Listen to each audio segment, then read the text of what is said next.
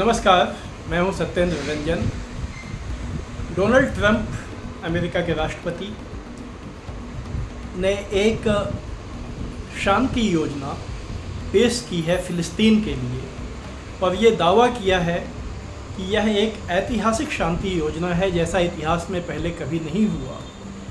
और इससे न सिर्फ फ़िलिस्तीन के जो इलाके हैं गाज़ा और वेस्ट बैंक, बल्कि और भी जो फ़िलिस्तीनी लोग जहाँ रहते हैं इजराइल के भीतर, न सिर्फ वहाँ टिकाऊ शांति आ जाएगी बल्कि उन पूरे इलाकों के विकास, अभूतपूर्व विकास का रास्ता इससे साफ होगा। 20 सूत्रों का 20 पॉइंट्स का ये प्लान है, योजना है। और इस योजना को बड़े ही शोर शराबे के साथ, धूम धड़ाके के साथ अमेरिका ने पेश किया है। इसके पहले ट्रंप ने अरब देशों के और इस्लामिक देशों के नेताओं से, कुछ नेताओं से बातचीत की थी। उन नेताओं ने ट्रंप की मंशा और वो जिस दिशा में शांति समझौते को ले जा रहे हैं उसकी तारीफ़ की है, साझा बयान जारी कर तारीफ़ किया है। अब ये जो योजना है, ऐसा बताया गया है, ऐसी खबर है, कतर और मिस्र, इजिप्ट ने इसे हमास को सौंप दिया है। हमास ने कहा है कि वो इस पर जब अपनी पूरी बातचीत कर लेंगे, इसकी समीक्षा कर लेंगे, तब वो इस पर अपनी प्रतिक्रिया देंगे। हालांकि कुछ दूसरे फ़िलिस्तीनी समूहों ने इसे तुरंत ही ठुकरा दिया है और दुनिया भर में जो फ़िलिस्तीन का समर्थन करने वाले बड़ी संख्या में लोग हैं, संगठन हैं, नेता हैं, उन्होंने भी पहले ही सरसरी तौर पर जो पहली नज़र में इस प्रोग्राम को देखने के बाद ये बात दो टूक कही है कि इससे कोई शांति नहीं आएगी, बल्कि ये योजना असल में फ़िलिस्तीनियों का अस्थायी रूप से उनको सब्जुगेशन यानी इजरायलियों के अधीन कर देने की योजना है। क्यों ऐसा कहा जा रहा है? उसके जो कुछ बिंदु हैं गौरतलब हैं। पहला बिंदु है कि हमास को पूरी तरह से डिसआर्म कर दिया जाएगा, उनके पास कोई हथियार नहीं रहेगा। हमास की कोई भी भूमिका एक्चुअल में नहीं होगी, जो आगे की जो ढांचा बनेगा। जबकि इजराइल के लिए कोई भी ऐसी बात नहीं कही गई है।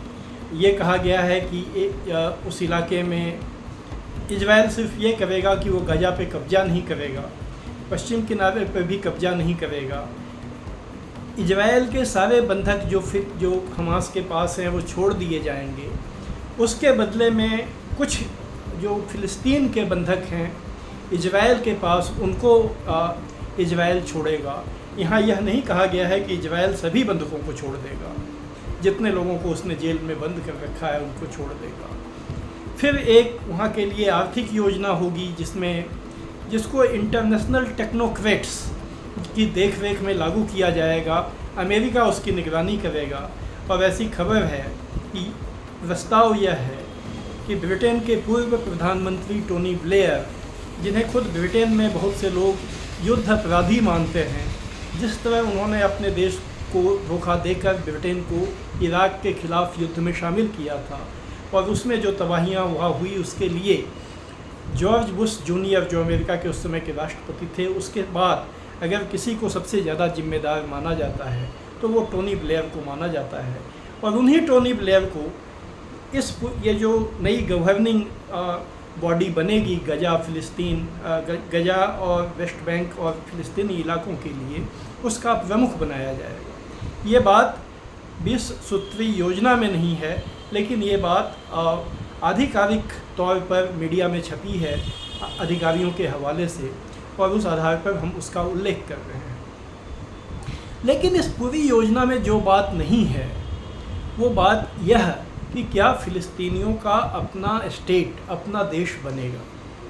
वह देश जिसे बनाने के लिए इजराइल ओस्लो समझौते के तहत, जो 1990 के दशक के आरंभ में हुआ था, अमेरिका की निगरानी में हुआ था, नॉर्वे की मध्यस्थता में हुआ था, और जिसमें दोनों पक्षों ने बहुत सी रियायतें दी थी, दोनों पक्ष उस समय फ़िलिस्तीन की नुमाइंदगी जो फ़िलिस्तीनी मुक्ति संगठन था PLO, उसके नेता यासिर अराफात ने किया था।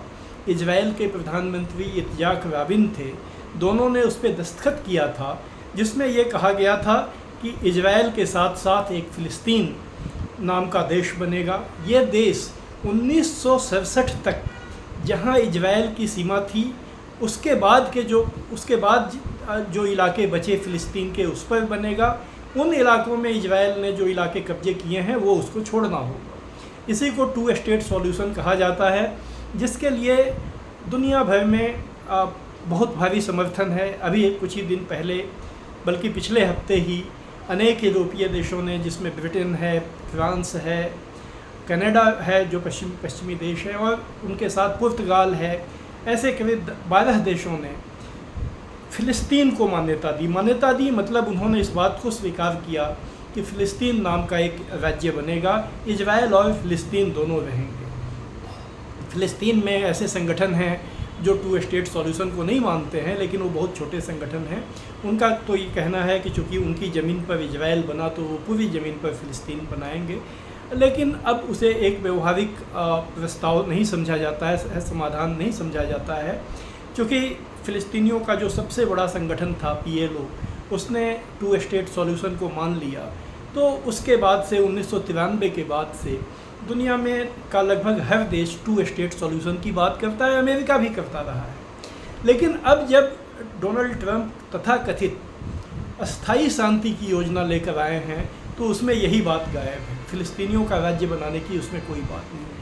फ़िलिस्तीनियों के आत्मनिर्णय का जो अधिकार है, जो कि हर समूह का अधिकार होता है, कि जो फ़िलिस्तीन का शासन कौन करेगा, ये कौन तय करेगा। तो ये जाहिर है कि फ़िलिस्तीनियों के बीच में वोट से तय होगा, जो जीतेगा वो करेगा। लेकिन इस बात का भी कोई जिक्र नहीं है, बल्कि ऊपर से ये बात कही गई है कि हमास की कोई भूमिका नहीं होगी। लेकिन अगर फ़िलिस्तीनियों के बीच मतदान में हमास ही विजयी होता है, तो आखिर हमास को उस गवर्निंग बॉडी का पार्ट होने से किस लोकतांत्रिक सिद्धांत पर रोका जा सकता है, ये सवाल है। तो इसीलिए कुल मिला फिर इजराइल के ऊपर मानव संघार के आरोप में इस समय अंतर्राष्ट्रीय न्यायालय, जो कि हेग में है, और जो अंतर्राष्ट्रीय आपराधिक न्यायालय है, उसमें नेतन्याहू और अनेक इजरायली अधिकारियों और मंत्रियों के खिलाफ युद्ध अपराध में शामिल होने के मुकदमे चल रहे हैं। इजराइल उन मुकदमों को ख़त्म कराने की कोशिश में है, वो उसको स्वीकार नहीं करना चाहता है। उन मुकदमों का क्या होगा? डोनाल्ड ट्रंप ने इसके बारे में भी कुछ नहीं कहा है। उस पॉइंट में ये बात नहीं है कि क्या पिछले 2 साल में इजराइल ने गजा में जो मानव संघार किया है, उसके दोषी लोगों को सज़ा दी जाएगी या नहीं दी जाएगी, या उसके बिना ही कोई अस्थायी शांति की योजना सफल हो जाएगी। ये सारे सवाल हैं। इसलिए इस योजना से यह जो सवाल है कि क्या अस्थायी शांति आएगी, इसकी संभावना बहुत कम है। अगर अरब देश इसे स्वीकार भी कर लें, क्योंकि अरब देशों के जो शासक हैं वो किसी तरह ये जो 2 साल में परिस्थितियाँ बनी हैं, जिसकी वजह से उनके ऊपर दबाव बना है अपनी जनता का कि वो इजराइल से अपने को अलग दिखाएं। अमेरिका का दबाव, जहाँ पर उनके पैसे लगे हुए हैं, जिससे उनके स्वार्थ जुड़े हुए हैं, उसका दबाव है कि तुम इजराइल से संबंध बनाओ। तो इस पशोपेश में जो वो हैं, इस पशोपेश से निकलने का वो एक रास्ता तलाश रहे हैं। इस रास्ते की तलाश में वो इस योजना का समर्थन कर सकते हैं, क्योंकि इससे गजा में फ़िलहाल जो मानव संघार चल रहा है वो रुक जाएगा, और उन्हें उम्मीद है कि उसके बाद उनके ऊपर जो दबाव है अपनी जनता का, दुनिया भर के जो जागरूक लोग हैं उनका, वो घट जाएगा, और फिर वो अपने आराम से इजराइल के साथ संबंध बनाकर वो राज कर सकेंगे। तो वो भले इसको समर्थन दे दें।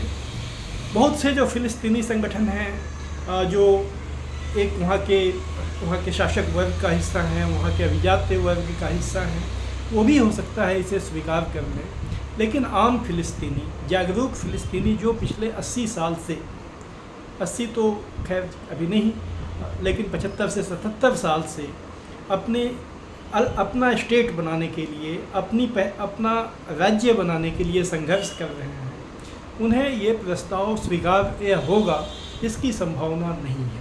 और यह बात हम लोग पूरे जो अभी तक प्रतिक्रियाएँ आई हैं, दुनिया में के उन समूहों की तरफ से भी जो प्रतिक्रियाएँ आई हैं जो एक न्यायपूर्ण समाधान इस मसले का चाहते हैं, अगर उस पर ही गौर करें उन प्रतिक्रियाओं पर, तो उससे साफ है कि डोनाल्ड ट्रंप भले अपने प्लान का जितना भी ढिंढोरा पीटें, इससे ज़मीन पर कोई ज़्यादा फ़र्क नहीं पड़ेगा। आज अगर लड़ाई थोड़ी थम भी जाती है तो ये लड़ाई देर सवेर फिर से कोई अलग संगठन, कोई अलग लोग सिर उठाएंगे, वो अपनी बात कहेंगे, वो विरोध जताएंगे, अपनी आज़ादी की मांग को उठाएंगे। इस बात की संभावना लगातार बनी रहेगी, अभी भी बनी हुई है। आज बस इतना ही। आप सबको मेरा नमस्कार।